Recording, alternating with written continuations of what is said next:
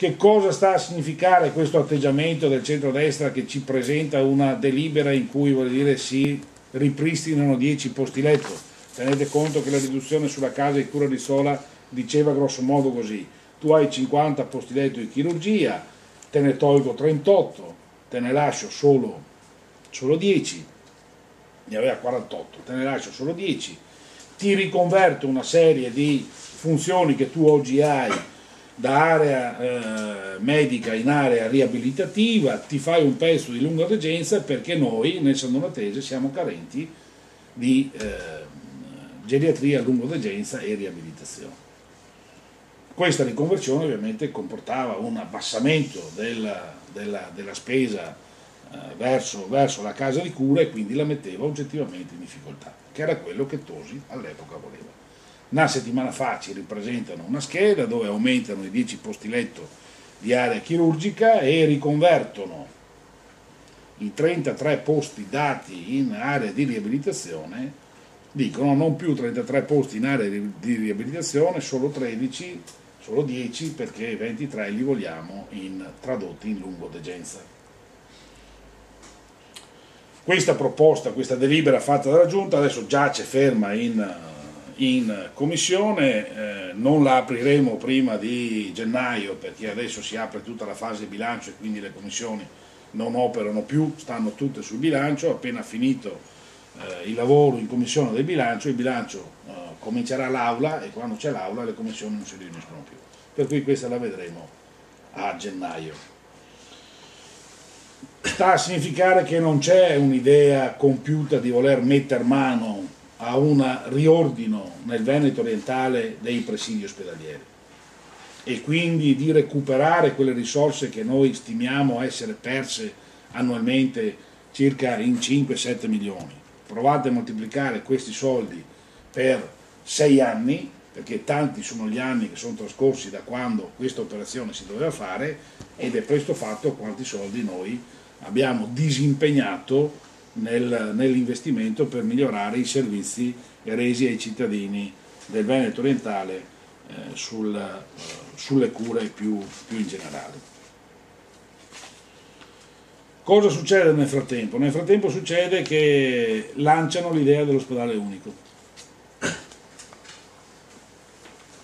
Lanciano l'idea dell'ospedale unico per quale motivo? E guardate, non la lanciano solo qui nel Veneto orientale, la lanciano contemporaneamente nel Veneto orientale e nell'ASA 13 Dolo Mirano. Nell'ASA 13 Dolo Mirano le giunte di centrodestra, gli assessori sono succeduti negli ultimi 8 anni, hanno fatto lavorare gli ultimi 2 direttori generali su un progetto di investimento e riordino degli ospedali di Mirano e di Dolo, con un costo complessivo dell'operazione intorno ai 40 milioni di euro. Ma in realtà solo 20 dovevano arrivare dalla regione, perché gli altri 20 sarebbero arrivati dalle dismissioni di parte dei presidi ospedalieri non più utili all'attività. Mirano ha una villa, un parco e alcune proprietà intorno all'ospedale, Dolo dismetteva tutta la parte vecchia dell'ospedale e la riconsegnava alla città. Da queste risorse, sommate ai 20 milioni che la regione doveva dare, avremmo ottenuto la quantità di denaro per finire Mirano e mettere in sicurezza e costruire il nuovo padiglione a Dolo, quindi nuovo pronto soccorso, nuove sale operatorie e nuovi reparti, perché il primo bussolotto costruito non è a norma antisismica, e pensate che sono 6 piani, cioè non sono 3 piani, 4 piani, sono 6 piani, e non è e ha bisogno, vuol dire, di essere a posto. Lanciano anche lì l'idea dell'ospedale unico. Perché lanciano queste due cose? Perché guarda caso nell'ospedale, nella 10 e nella 13 c'è bisogno qui di 20 milioni e da noi di almeno altri 20-30, no? Per finire di sistemare i nostri presidi ospedalieri, perché tutte le risorse dedicate all'edilizia ospedaliera sono tutte indirizzate nella costruzione del nuovo ospedale di Padova. E quindi, siccome non si può dire ai territori scusa ti ho fatto lavorare tutti questi anni, scusa hai bisogno di questi soldi, non li ho perché li metto lì, perché la mia priorità oggi è questa, ho deciso che è questa, è preferibile dire a ridosso di una campagna elettorale, guardate, inutile mettere soldi, pensiamo di fare un ospedale unico. Come se costruire l'ospedale unico fosse la soluzione di tutti i mali che Ivana prima elencava.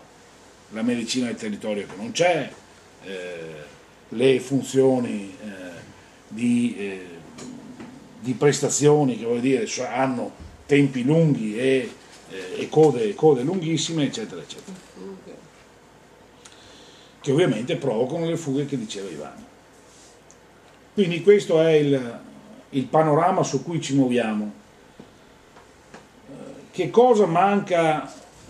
Adesso questo è il panorama regionale, insomma, credo vi sia sufficiente il disegno, il quadro, insomma, nell'ottica in cui si muove il centro-destra e le difficoltà che ci sono. Quali sono le altre due cose che io aggiungerei alle cose che dice Ivana? La prima è questa.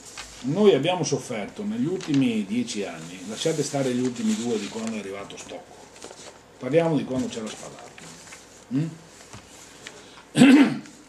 Che cosa è accaduto nel Veneto Renzi? Cioè qual è l'oggetto e il motivo delle fughe? Da una parte, guardate, nelle prestazioni diagnostiche, ma questo succede un po' dappertutto, per le liste di attesa. Ma noi abbiamo fughe non solo per le liste di attesa nelle prestazioni diagnostiche, noi abbiamo grandi fughe per le prestazioni ospedaliere legate ai professionisti che qui sono stati portati. Noi abbiamo un disastro, perché qui si sono portati per buona parte professionisti su ordine, su diktat politico, che in altre ASL non hanno trovato collocazione. Qui non si sono fatti i concorsi per portare i migliori che si potevano portare. Qui abbiamo portato la risulta di quello che nelle altre ASL non si voleva, e più che altro, il più delle volte, per indicazione politica. A San Donà le fughe sulla chirurgia sono altissime, perché la gente non si fida di quei professionisti. Tanto che uno dei motivi di preoccupazione quando la regione propose di togliere i 50 posti letto di chirurgia alla casa di cura era il tracollo e l'aumento delle fughe verso le altre ASL dei pazienti del San Donatese, e così è accaduto. Faccio l'esempio della chirurgia, potremmo farne degli altri. E non è facile rimettere in moto e riattivare un sistema di fiducia da parte dei cittadini verso le prestazioni mediche. Jesolo, per esempio, vive nel disastro più totale, cioè al di là della medicina, uno a Jesolo ci va solo se lo portano in ambulanza, solo se sente che ha il bisogno, teme di morire nei prossimi 5 minuti. Ma se no gli interventi lì non si fanno, cioè venuto via l'ortopedico che è venuto a fare il primario qui, Jesolo è morta consecutivamente, e io sono, pur essendo un cittadino di Jesolo, sono uno di quelli che dice chiudiamolo quell'ospedale, non serve più così, costa solo i soldi, buttiamo via solamente risorse. Non c'è il coraggio da parte del direttore generale di dire che 3 ortopedie qui non reggono, non ci stanno. Non è possibile.